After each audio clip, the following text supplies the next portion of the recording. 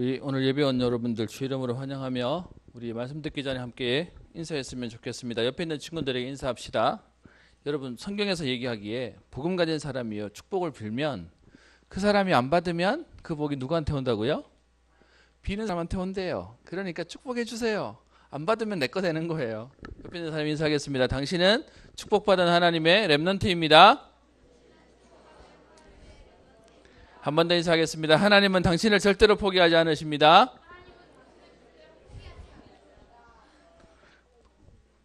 여러분, 그 포기 안 하신다는 말의 의미는 미저리가 아니고요. 하나님은 응답하실 때까지, 응답 주실 때까지 여러분에게 역사하시고 인도하시겠다라고 얘기하는 겁니다. 오늘 제목은 왕이 된 사울. 지난주 말씀 기억해요, 여러분? 이스라엘 백성이 왕을 달라고 얘기하다 보니까 하나님이 그래 왕을 세워줄게 라고 하면서 왕을 세우는 장면이 나와요. 여러분, 우리는 성경을 볼 때마다 잘 봐야 되는 게 있어요. 성경에 나오는 창세기 1장에 나오는 내용이 뭐죠? 창세기. 제가 요즘에 마음이 아픈 게 있어요. 갈수록 여러분 시대가 어떻게 되냐? 예전에는 하나님의 말씀의 기반으로 세상이 움직였어요. 근데 여러분, 그 하나님 말씀을 움직이던 세상이 불과 500년 정도 만에 시대가 바뀌어버렸어요. 왜 제가 500년이라고 얘기한지 아세요? 여러분, 학교에서 배우는, 아직 우리 중학생들 잘 모를 수 있을 텐데, 르네상스라고 하는 그 얘기 자체가 뭐냐, 원래 우리 삶의 바탕은 하나님이 만드셔서 모든 건 신에게 의했어요. 하나님 중심으로 살았던 우리가 르네상스라는 운동을 통해서, 여러분 르네상스 말의 의미가 뭐죠? 학교에서 뭐로 배워요? 인간 중심, 문예부흥이라 그래서 인간으로 돌아가자라고 해서 바뀐 거예요. 그럼 여러분, 그 르네상스가 있기 전만 해도 모든 중심은 신이었어요. 하나님이었어요. 그런데 그게 1517년, 우리 보통 르네상스 시대가 그때라고 얘기하죠. 인쇄술이 발달하고 르네상스가 생겨지면서 완전히 분위기가 바뀌어 버렸어요. 그렇게 바뀐 지 500년 만에 1517년 계산하면 한 500년 만에 지금 우리의 문화는 어떻게 됐냐? 교회가 바보스러워지고 세상에 인간 중심이 당연한 거지 라고 얘기하면서요, 인권, 인간, 모든 게 인간 나라고 한 중심으로 싹 바뀌어 버렸어요. 그래서 여러분, 빼앗긴 현장을 바꿔와야 된다고 얘기하고, 그러면서도 불구하고 우리는 계속 성경에서 말하고 있는 그 진리라고 하는 부분을 흔들리지 않게 하는 거예요. 그래서 여러분, 지금은 세상의 모든 기준이 인간에게 맞춰져 버렸어요. 하나님과 관심이 없어지는 시대가 돼버렸어요.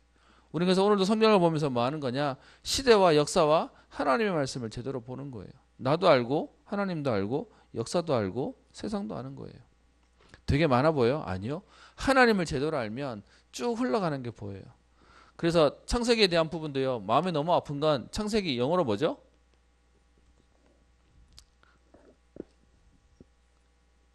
제네시스. 근데 요즘은 여러분 제네시스 검색하면 뭐 나올까요? 자동차 나오죠. 그러니까 사람들이 어떻게 됐냐? 하나님의 말씀이 점점점 세상하고 비교하면서요, 하나님 말씀 저리 가고 없어져 버렸어요. 오늘 나오는 베냐민 지파인데, 여러분 성경에서 나오는 인물들이 외국 사람들 이름에 이름을 그대로 갖다 붙였어요. 그래서 베냐민이 영어로 이름으로 하면 뭐가 될까요? 벤자민이에요. 근데 문제는 벤자민 가진 친구한테 가서 물어봐요. 벤자민이 뭔 뜻인지 알아라고 물으면 모를걸요. 성경에서 처형해 오고 하나님 말씀에 처형해 왔는데 하나님의 말씀이 뭔지를 모르는 시대가 돼버렸어요. 여러분, 창세기에 나오는 1장에 천지창조가 나와요. 여러분, 우리가 말하는 창조라고 하는 개념은 정말 특별한 개념이에요. 무슨 말이냐? 이 땅에 있는 그 어떤 종교와 책도 창조에 관해서는 말하지 않아요. 여러분, 학교에서 배우는 진화, 어떤 면에서 창조와 진화가 대립된다라고 얘기하는데, 여러분 절대 진화는 말 못하는 게 있어요. 시작은 설명 못해요. 여러분 알고 있는 먼지가 모여서 뭐 우리가 알고 있는 뭐예요? 그 뭐라 그러죠? 빅뱅 뭐 이론 해서 막 폭발하고 뭐 한다면서요. 그러면 그 빅뱅 이론이 만족하기 위한 처음 있는 행성은 어디서 나왔어요? 누가 만들고 누가 시작했어요? 무슨 말이냐 하면, 진화 가지고는 설명이 안 되는 게, 시작과 기원은 건드리지 않아요. 절대 말 못해요. 말할 수가 없다니까. 여러분, 뭐 이렇게 막 동물이 진화했다면서요. 뭐 이렇게 단세포가 진화했다면서. 그럼 그 단세포의 시작을 어디서 났을까요? 설명 안 해요. 그 뒤를 가지고 얘기 건드려요. 그래서요, 창조는 시작을 얘기하고요. 그리고 여러분, 제가 오늘 창세기의 창조를 얘기했다면 성경의 제일 마지막 장은 뭘까요? 요한계시록이요. 요한이 하나님이 보여준 환상을 가지고 마지막 때 일어날 일을 계시했다라고 해서 요한계시록이에요. 이 계시록 마지막 장 마지막 절이 뭘까요? 그게 22장 마지막 절에 나오는 게 있어요. 창세기 1장 1절에 뭐라고 시작하죠? 태초에 하나님이 천지를 창조하시니라. 시작 딱 건드려요. 그리고 난 뒤에 계시록 제일 마지막 장 마지막 절이 뭘까요? 사실 제일 마지막 절은 이 은혜가 주 예수를 믿는 모든 자들에게 있을지어다 하지만 그 앞절에 있는 게 사실 마지막 절 얘기거든요. 뭘까요? 아멘 주 예수여 어서 오시옵소서라고 해서 예수님의 재림, 다른 말로 얘기하면 이 땅의 종말을 설명하고 있어요. 그러면 아까 얘기하는 진화라고 하는 것은 절대 시작을 말 못하고요, 끝을 말 못해요. 근데 사람들 가지고 이거 가지고 열심히 공부하고 이거 가지고 열심히 체계를 잡아놓으니까 이게 전부인 것처럼 얘기해요. 근데 여러분 분명히 아세요. 이 땅의 그 어떤 책도 시작을 말 못하고 끝을 말 못해요. 근데 여러분 요한계시록 1장에 나오는 말죠. 1장에 있는 말씀 아시죠? 뭐라고 되죠? 하나님의 말씀은 시작과 처음과 나중이다. 시작과 끝이다. 라고 얘기하고 있어요. 그 안에 있는 법칙들은 사실은 하나님이 만들어 놓으신 건데 인간이 이제 겨우 과학이 발달하면서 조금씩 법칙 몇 개 찾아놓고서는 우리가 다 아는 것처럼 착각하고 사는 거예요. 그러면 여러분 우리가 하나님 말씀 가운데 하나님의 시작과 끝을 다 정해놓으셨다면 이 모든 것 속에 우리가 봐야 될 건 하나 있어요. 그게 뭐냐? 하나님의 절대 주권이요. 하나님 속에 있어요. 하나님이 움직이세요. 목사님 안 그래도 어제 그 뉴스를 봤더니 그 일본에 계시는 선교사님이 카톡에 올라왔어요. 일본의 기록적인 비가 이틀 만에 650mm가 났대요. 여러분 그러면 얼마만큼인지 이해되세요? 지난번 우리 비 많이 올 때 우리 많이 와봐야 우리 대구는 사실은 뭐 그런 비로 인한 재해는 없지만 제가 생각하는 대구의 재해는 더운 거예요. 막 뭐 눈이 많이 와라 비가 많이 오진 않아. 근데 어쨌든 그거하고 비교가 안 되는 거예요. 그러니까 일본 사람들이 여러분 그 뉴스 보셔서 14개 현, 우리나라 말하면 도, 뭐 경상북도, 경상남도 하는 그 14개 현에서 15만 명, 21만 명 대피하라고 얘기했대요. 여러분 아시죠? 일본은 워낙 자연재해가 많아가지고 자기들 훈련 잘 돼 있다고 얘기하고 그런 부분 대비 잘 돼 있다고 얘기하잖아요. 백날 준비해봐야 하나님 한번 흔들어 버리니까 꼼짝도 못해요. 그러면서 그 선교사님 글이 뭐라고 나왔냐? 일본 사람들이 그 많은 죄로 인해서 도망가고 대피하면서 TV를 보고 숨어서 두려워하면서 겁을 먹고 있어요. 기도해 주세요라고 올렸더라고요. 똑같은 분위기에 기사가 인터넷에 실렸는데 인터넷 기사에 그렇게 일본에 막 재해가 나고 막 사망자가 생기고 막 이재민이 생기고 피난민을 간다라고 하니까 밑에 댓글 뭐라 달렸을까요? 그러게 우리한테 잘하지 부터 시작해서 잘됐다 하고 막 욕하는 것들이 달렸어. 근데 우리 선교사님이 그거를 보내오니까 많은 분들이 밑에다가 기도하고 응원해요.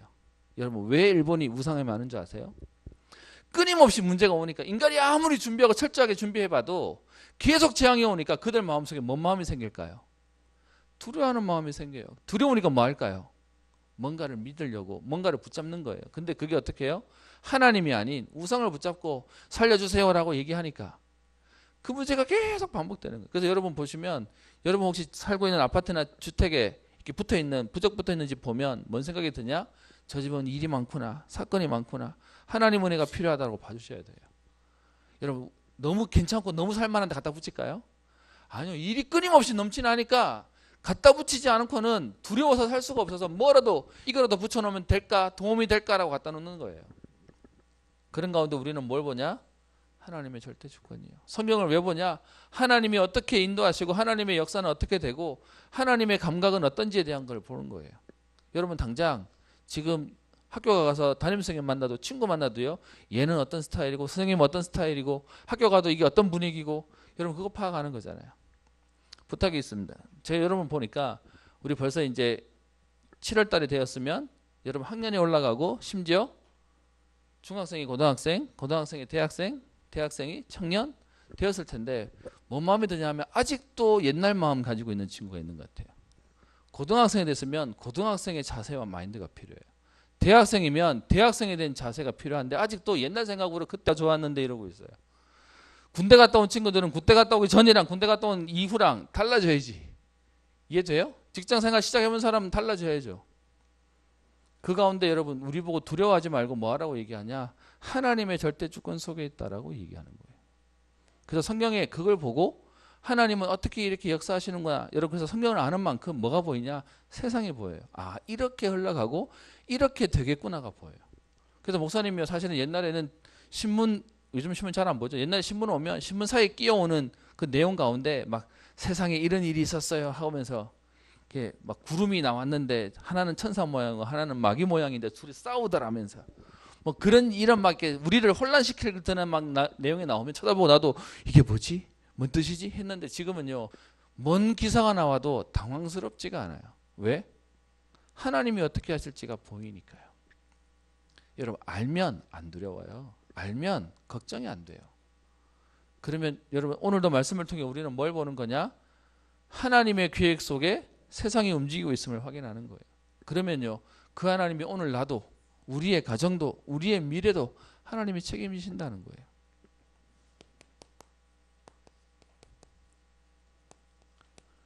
저만 덥나요?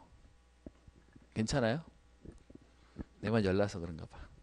네, 오늘 본문을 봅시다. 오늘 본문에는 지난주에 이스라엘 백성들이 하나님이 다스리시고 하나님이 역사하시는 절대 주권을 놓쳐버리니까 어떻게 해요? 우리도 세상 사람들처럼 훌륭해 보이고 능력 있고 실력 있는 왕을 주세요라고 얘기를 하는 거예요. 그래서 하나님 어떻게 해요? 그 왕을 세우는 장면이 나와요.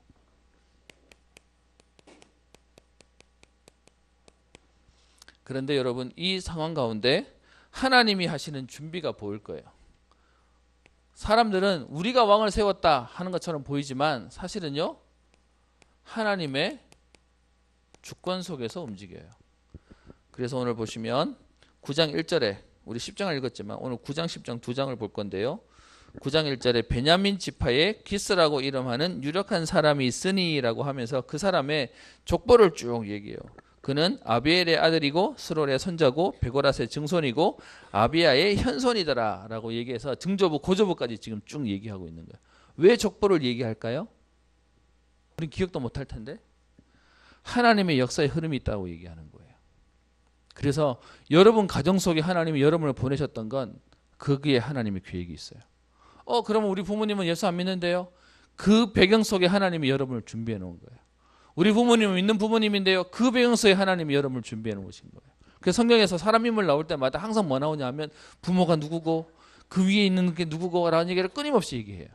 하나님이 어느 날 갑자기 툭 사람을 일으키는 게 아니고 그 사람을 준비하기 위해서 하나님이 역사를 쭉 움직이고 계신다고 얘기하는 거예요. 그래서 여러분 중에 우리 집은 예수 믿는 사람 아무도 없는데요. 그래서 하나님이 여러분을 준비한 거예요. 믿는 배경 속에 하나님이 나를 준비하셨다면 어떻게 해요? 그 언약의 흐름이 전달되어져서 여러분이 그 응답의 주역으로 서라고 하나님이 부르신 거예요. 그래서 오늘 얘기하는 사울을 얘기하는데 사울 앞에 사울의 가족에 대한 배경에 대한 가족 설명하고 있어요. 그러면서 그의 모습이 어땠다라고 얘기하냐면 9장 2절에요. 기스에게 아들이 있는데 그의 이름은 사울이요. 준수한 소년이라 이스라엘 자손 중에 그보다 더 준수한 자가 없고 여기서 말하는 준수가 잘생겼대요. 원어로 표현하면. 그리고 이스라엘 자손 중에 더 준수한 자가 없고 키는 모든 백성 위에 어깨 위보다 더 크더라 라고 얘기합니다. 무슨 말인지 이해돼요? 쭉 서면 다 눈높이가 비슷한데 한 사람만 큰데 얼마나 크냐? 다른 사람보다 이게 어깨 위만큼 더 크대요. 그럼 키가 얼마나 큰지 이해되죠? 그래서 그의 외모도 준수했대요.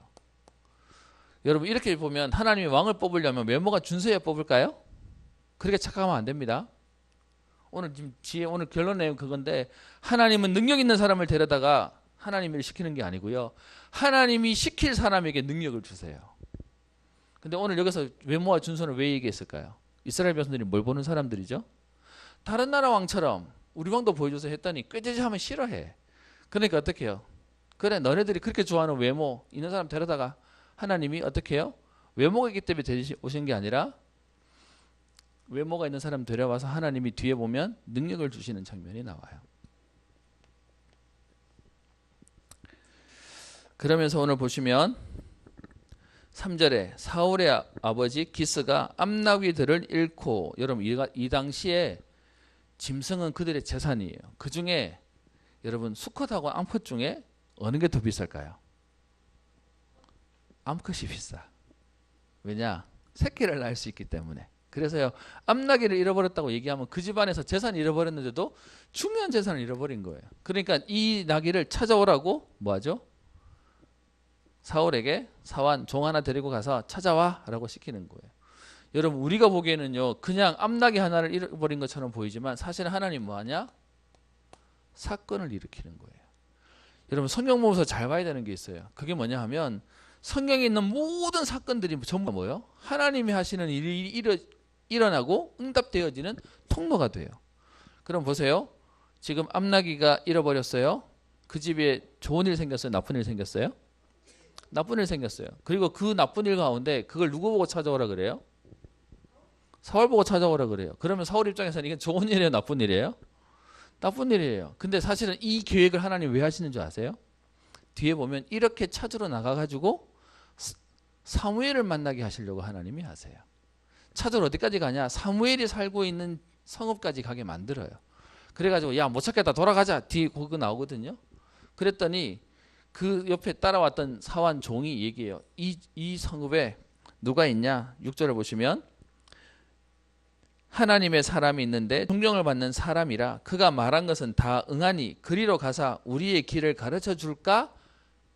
물어보자 라고 해서 가는 겁니다. 그럼 사실은 여러분 그 앞에 나귀 잃어버린 거, 못 찾게 하신 거 전부 다 뭐죠? 하나님이 하신 거예요. 그럼 여러분 오늘도 우리의 걸음 속에 하나님 주권을 인정하면 내게 있는 사건 그 중에 좋아 보이는 일도 있지만 안 좋아 보이는 일도 사실은 뭐 하는 거죠? 하나님의 일이 이루어지는 시간표예요. 그래서요 응답받는 사람은 뭐 하는 거냐? 그 작은 일에 불평하고 불만하고 투덜대거나 불신앙하지 않고 그 일 속에 하나님 앞에서의 계획 찾고 인도받아가면서 하나님의 응답을 누리는 거예요. 그래서 사실 오늘도 지금 사건 속에 그냥 그 일 하나 생긴 거예요.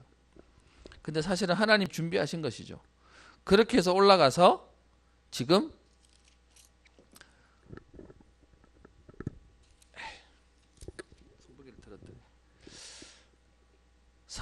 사울이 사무엘을 만나게 되는 장면이 그 뒤에 5절부터 쭉 해서 설명되어지고 있어요. 여러분 오늘 이건 좀 성경은 가서 좀 보셨으면 좋겠고요. 거기에 대한 내용들이 있습니다. 그렇게 해서 올라가는데 문제는 이렇게 올라가게 되니까 오늘 15절에요. 하나님이 얼만큼 준비하시냐?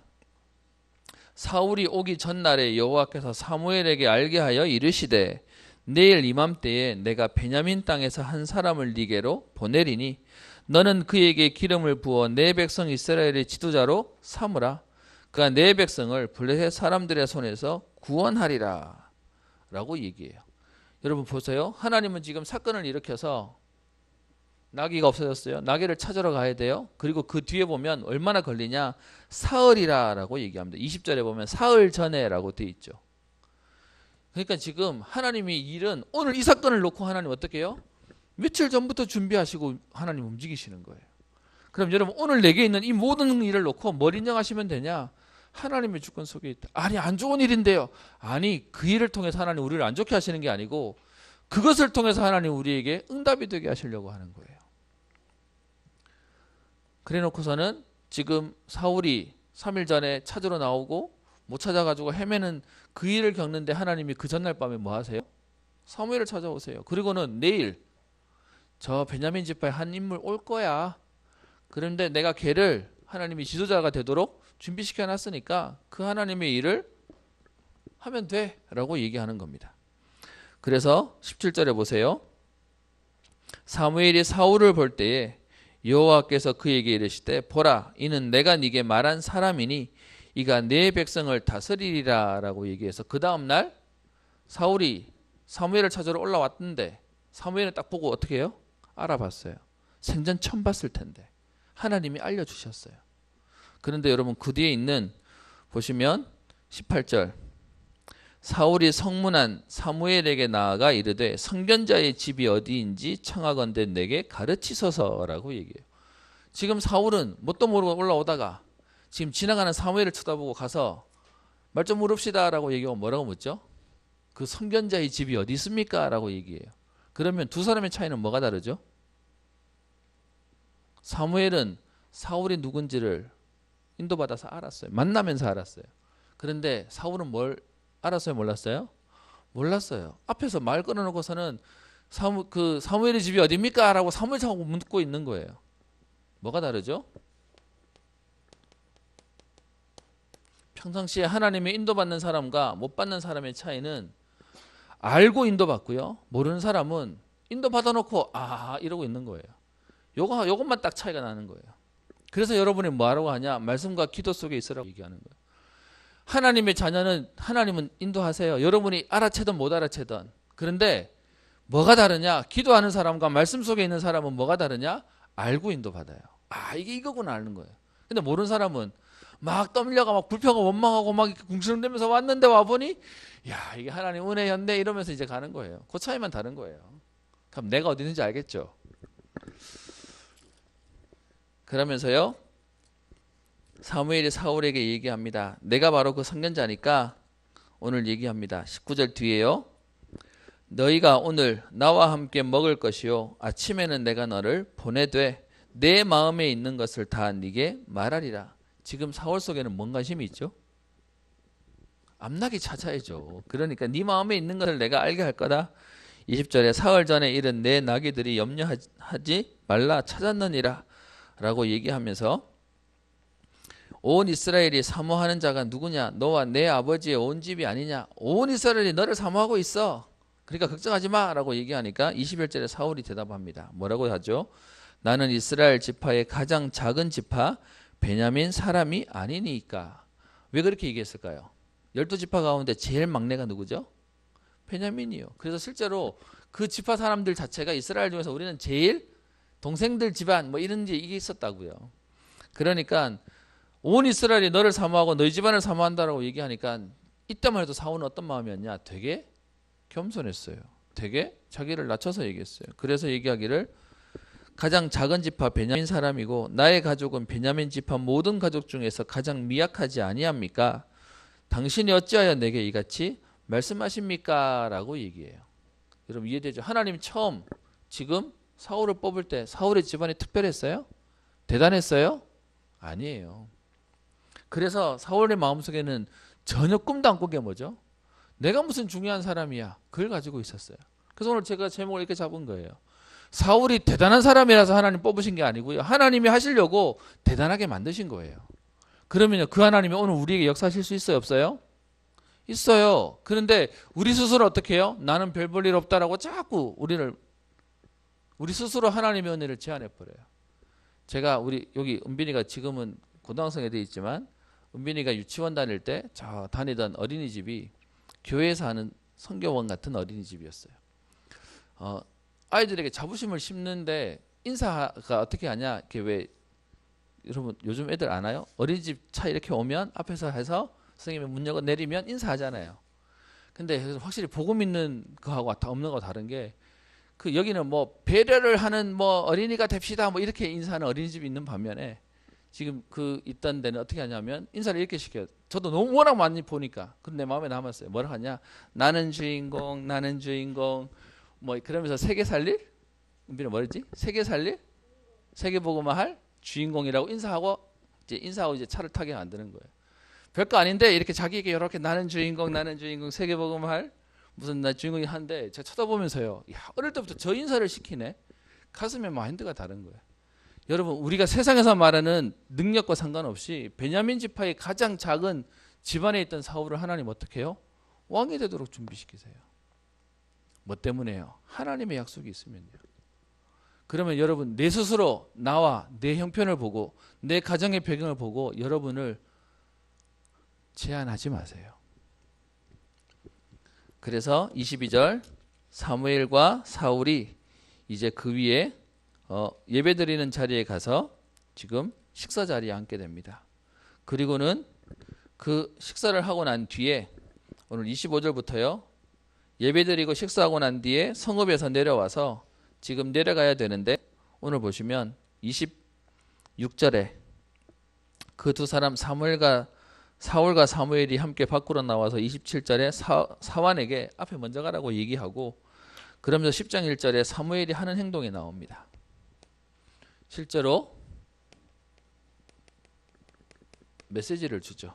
그게 10장 1절에 이에 사무엘이 기름병을 가져다가 사울의 머리에 붓고 입맞추며 이르되 여호와께서 내게 기름을 부으사 그의 기업의 지도자로 삼았다라고 얘기합니다. 그래서 뭐하죠? 기름 부었어요.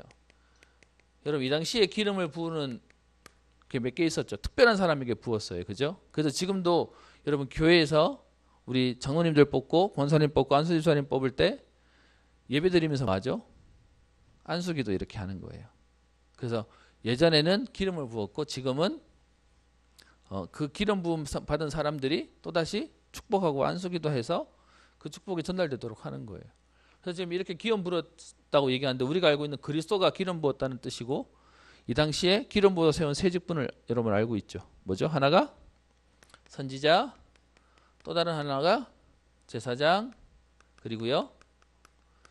그리고 처음으로 이제 왕을 기름 붓는 장면이 나오는 겁니다. 그래서 지금 사울에게 기름을 붓고요. 10장 2절부터 8절까지 앞으로 이런 징조가 일어날 것이다 라고 얘기해서 거기에 대한 메시지를 줘요. 앞으로 이렇게 네가 왕이라고 하는 증명이 올 것이다 라고 얘기합니다. 그러면서 7절에 이 징조가 네게 임하거든 너는 기회를 따라 행하라. 하나님이 너와 함께 하시리라. 6절에 또 얘기하죠. 여호와의 영이 크게 임하리니 너는 그들과 함께 예언을 하고 변하여 새 사람이 되리라 라고 얘기합니다. 오늘 여러분과 사실 얘기하려고 하는 부분이 그거예요. 특별하기 때문에 하나님 쓰신 게 아니고요. 하나님이 오늘 사울을 왕으로 세우겠다고 얘기해서 기름 붓고 나니까 오늘 어떤 일이 벌어진지 봅시다. 9절에 얘기하죠. 그가 사무엘에게서 떠나려고 몸을 돌이킬 때에 하나님이 뭘 주셨다고요? 새 마음을 주셨대요. 여러분 마음이 다르기 때문에 하나님 축복하신 게 아니고 하나님이 축복하시니까 달라졌대요. 그리고요 그 뒤에 10절에 그들이 산에 이를 때에 선지자의 무리가 그를 영접하고 하나님의 영이 사울에게 어떻게 돼요? 크게 임했대요. 여러분 우리는 자꾸 이 순서 거꾸로 해요. 내가 새 마음과 내가 뭔가 능력이 있어야 하나님이 나를 부르실 거고 선택할 거고 쓰실 거라고 생각하는데 아니요. 하나님이 쓰시려고 나를 새롭게 하시겠대요. 여러분 그렇다면 여러분이 오늘 난 하나님 앞에 하나님의 일을 하겠습니다. 그 일 때문에 내가 공부하고 그 일 때문에 내가 일하고 그것 때문에 내가 회사를 가고 그것 때문에 내가 인생을 살고 내가 그것 때문에 내 인생을 쓰겠습니다 하면 하나님 역사하시겠습니까? 안 하시겠습니까? 하시겠죠. 그래서 언약 잡으라고 얘기하는 거예요. 근데 우리 스스로는 뭐하냐? 나 같은 게 뭘 이제 이러고 사는 거예요. 여러분 제가 잘은 모르겠지만 나 같은 게 뭘이라고 하는 생각이 여기 있는 사람들 중에 많아 보여요. 저도 그랬어요. 그런데 여러분 이거 깨는 게 나한테는 영적 싸움 하는 거예요. 사단은 여러분을 절대로 넘어뜨릴 수 없게 여러분 스스로 넘어지도록 뭐냐? 하나님의 말씀이 붙잡히는 게 아니고 자꾸 내 현실 속에 자꾸 내가 뭐 내 수준에 뭐 나 같은 게라고 해서 딱 무너지게 만드는 거예요. 그리고 난 이후에 17절이에요. 사무엘이 백성을 미스바로 불러서 지금 앞에서 기름 부었던 건 사무엘이 왕으로서의 먼저 하는 개인적인 지금 언약을 주는 것이고 오늘 뒤에 10장 17절부터 오늘 24절까지는 이제 정식 왕으로 세우는 임명하는 장면이 나옵니다. 보십시다. 17절에 사무엘이 백성들을 미스바로 불러 모으고 18절에 얘기하기를 이스라엘 하나님 여호와께서 이같이 말씀하시기를 이라고 하면서 19절에 지금까지 여호와께서 우리를 인도하여 내셨는데 너희가 이제는 우리 왕을 세우라고 하니까 19절 그런즉 이제 너희는 지파대로 1000명씩 여호와 앞에 나오게 해라. 그랬더니 여러분 지파별로 1000명씩 나오면 12지파가 있었으면 몇 명이겠어요? 12,000명이겠죠. 그들이 나오게 하고 그들 가운데 이 당시에 투표 방법은 뭐냐? 우리처럼 이렇게 선거 이런 거 없었으니까 제비뽑기 하는 거예요. 이렇게 지금 1000명씩 나오고 12,000명이 모였는데 그 가운데 뽑았더니 누가 뽑혀요? 오늘 뒤에 보시면 20절 21절에 베냐민 지파가 뽑혔고 베냐민 지파를 그들의 가족별로 가까이 오게 하였더니 마드리의 가족이 뽑혔고 그 중에 기스의 아들 사울이 뽑혔다라고 얘기합니다. 무슨 말이에요? 하나님이 예정된 사람을 뽑으세요. 우리 기도해 주세요. 내일 우리 혁수 집사님이 그 기장 공부하고 준비하고 있는데 시험을 6번 쳐야 되는데 서류 통과 또 뭐 필기 시험 면접 뭐 이렇게 쭉 가야 되는데 감사하게도 두 항공사에서 둘 다 합격했다고 시험 보러 오라 그랬어요. 그러니까 하필이면 날짜가 똑같아가지고 지금 이제 하나만 가게 생겼는데 하나님이 요즘 그 기장도요 대기 순서가 그렇게 많대. 공부해놓은 애들이 너무 많아가지고 이게 하늘의 별 따기래요. 근데 여러분 하나님이 지금 뽑으니까 어떻게 해요? 12,000명 가운데 한 명을 하나님 뽑으세요. 뭐 때문에요? 하나님이 정해놓으셨어요. 하나님이 지금 70여 인구 가운데 여러분들을 렘넌트로 여러분의 가정과 현장과 시대 살리는 전도자로 하나님이 부르셨다고요. 그러면 그런 우리에게 하나님 뭐 하시겠다고요? 새 마음과 하나님의 영을 크게 주시겠대요. 그래서 우리 기도해 주세요. 내일 하나님 여기는 12,000명이 한 명을 뽑혔다는데 하나님이 은혜를 주셔서 기적을 주세요. 이번에 아니면 다음에 하나님 하시면 되고 분명한 건 우리가 실망 안 하고 실족 안 하고 가면 되는 거니까요. 그래서 지금 사울을 뽑아요. 근데 문제는 오늘 21절에 보시면 그렇게 사울이 뽑혔는데 문제는요. 21절에 그를 찾아도 찾지 못한지라 라고 얘기해요. 그래서 사람들이 얘기합니다. 22절 그들이 또 여호와께 묻되 그 사람이 여기 왔나이까 라고. 아니 걔가 누군데 지금 어디 있는데 라고 했는데 12,000명 사람들 속에 있으니까 못 찾는 거예요. 그랬더니 여호와께서 대답하세요. 22절에 여호와께서 대답하시되 그가 짐 보따리들 사이에 숨었느니라 라고 얘기해요. 무슨 말일까요? 여러분 이 말이 무슨 말인지 알겠다는 사람? 모르겠어요? 알겠어요? 이거 알겠다는 사람 여러분 같은 기질이에요. 뭔 얘기냐? 꼭 투표하는 날 도망가고 숨어있고 오늘 안 가고 뭐 이렇게 되는 거죠. 딱 피해 있었던 거예요. 근데 어떻게 해요? 피해 있었는데도 불구하고 하나님 어떻게 하세요? 그 사람을 콕 집어서 하세요. 그래서 여러분 도망간다고 도망 못 가요. 갈 수가 없어요. 그래서 지금 이 사이에 숨었다는 얘기는 뭘까요? 자기 스스로 자기에 대한 정체성이 없었던 거예요. 하나님 나를 이렇게 할 거란. 그래서 사실 안타까운 건 뭐냐? 다윗은 준비된 왕이었어요. 목동으로부터 하나님이 준비되고 인도 속에 있었던 왕이었어요. 인도? 예. 그런데 사울 왕은요. 급하게 세워버리니까 세워놨는데 무너져 버리는 거예요. 그래서 지금 여러분들 우리는 뭐 하면 되냐? 지금부터 하나님이 쓰실 수 있도록 지금 우리 렘넌트로 준비되는 거예요. 사울과 다윗의 큰 차이는 그거밖에 없어요. 처음 물을 때만 해도요. 겸손했다니까. 아, 나 같은 게 뭐 이러면서 숨었던 사람이라니까요. 그런데 왕이 되고 나니까 사람이 화장실 들어갈 때 나갈 때 달라지는 거죠. 변해버린 거죠. 자리 가니까 교만해버리고 예배를 무시하고 말씀을 무시해버려요. 그래서 무너지는 게 나와요. 그래서 23절 그들이 달려가서 거기서 그를 데려오매 그가 백성 중에 서니 다른 사람보다 어때요? 어깨 위만큼 큰 만큼 눈에 확 띄는 사람이었다고요. 이 큰 덩치가 가서 숨어 있었다고 하니까 얼마나 안타까워요. 자기를 모르고 있는 거죠. 그래서 24절 사무엘이 모든 백성에 이르되 너희는 여호와께서 택하신 자를 보느냐? 모든 백성 중에 짝할 리가 없느니라. 여러분 이 상황 이해돼요?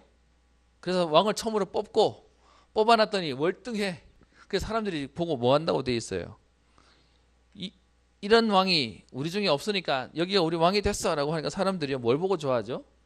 왜 보고 좋아하는 거예요? 그래서 뒤에 얘기합니다. 모든 백성이 왕의 만세를 외쳐 부르니라.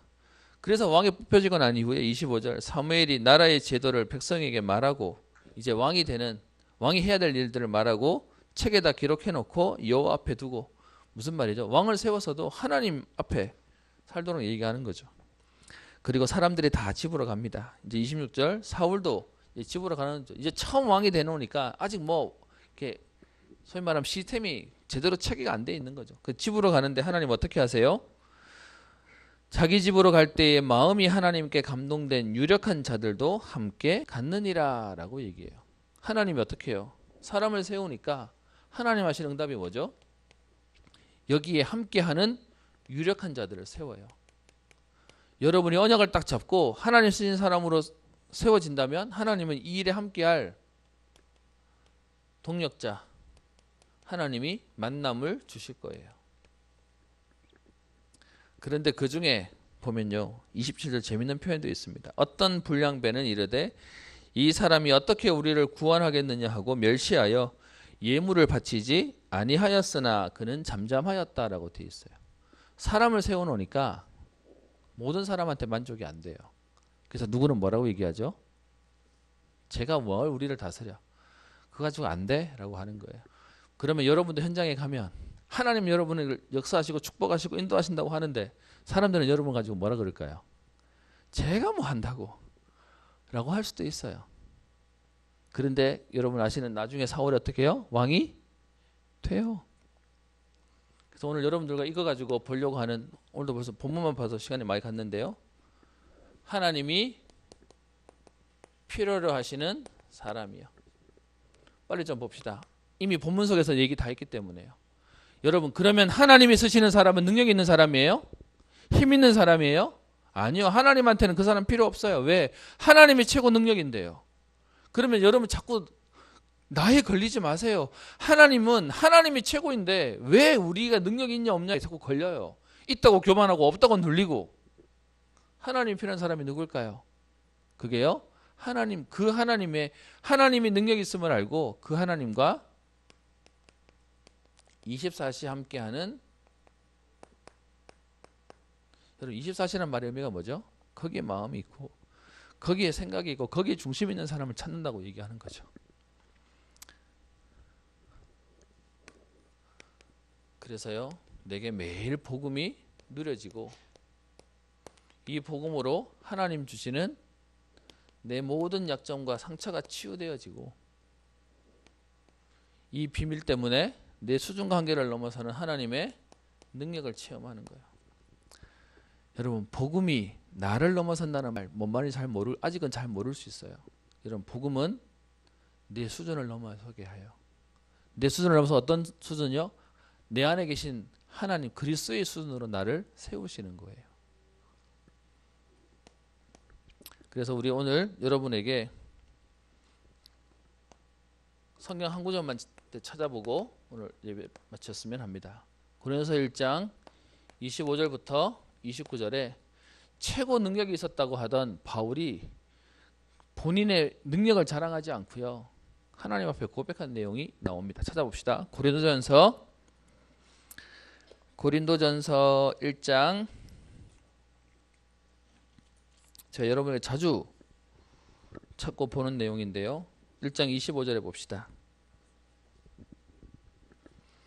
1장 25절에 얘기하죠. 하나님의 어리석음이 사람보다 지혜롭고 하나님의 약하심이 사람보다 강하니라 라고 얘기해요. 여러분, 하나님과 사람 누가 더 강해요? 하나님이 더 강해요. 그래서 오늘 표현 어떻게 표현해요? 하나님이 아무리 어리석어도, 하나님이 아무리 약해져도 사람보다 더 지혜롭고 더 강하기 때문에, 그래서 사람을 의지하지 말라고요. 그리고 두 번째 26절에 얘기합니다. 형제들아, 너희를 부르심을 보라. 그러면서 어떻게 해요? 육체를 따라 세상에서 말하는 지혜로운 사람도, 능한 사람도, 문벌이 좋은 사람도 많다라고 얘기해요. 세상에 그렇게 인간적으로 잘하는 사람들이 많지 않냐라고 얘기해요.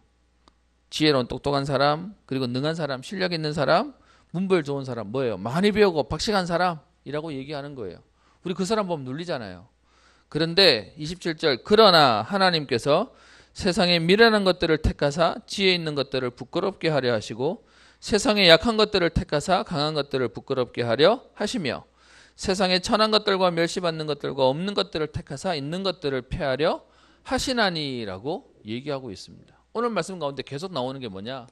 부끄럽게 하시겠대요. 무슨 말이죠? 하나님 말고 하나님 없이도 내 능력, 내 실력, 나를 얘기하는 사람들을 하나님 어떻게 해요?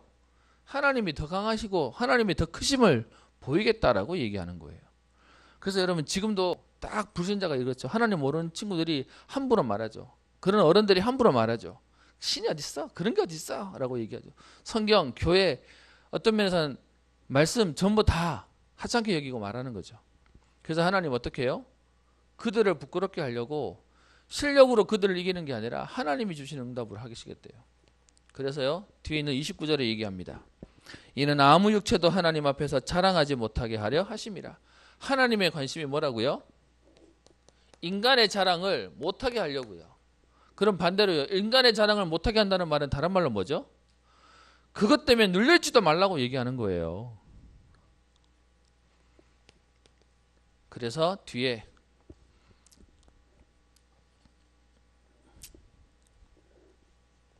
결론입니다. 오늘 사울을 왕으로 세우시는 것들을 보면서 우리가 봐야 될 게 있는데요. 그게 오늘 뒤에 있는 30절 31절에 나오는 이렇게 얘기합니다. 너희는 하나님으로부터 나서 그리스도 예수 안에 있고 예수는 하나님으로부터 나와서 우리에게 지혜와 의로움과 거룩함과 구원함이 되셨으니 그러면서 우리에게 하시는 오늘 결론의 말씀이 뭐죠? 31절에 자랑하는 자는 어디서 자랑하라고요? 주 안에서 뭐 하라고요? 자랑하라고요. 그러면 우리의 자랑이 뭐라가 되는 거죠? 그리스도가 되는 거죠. 복음이 우리의 자랑이 되는 거죠.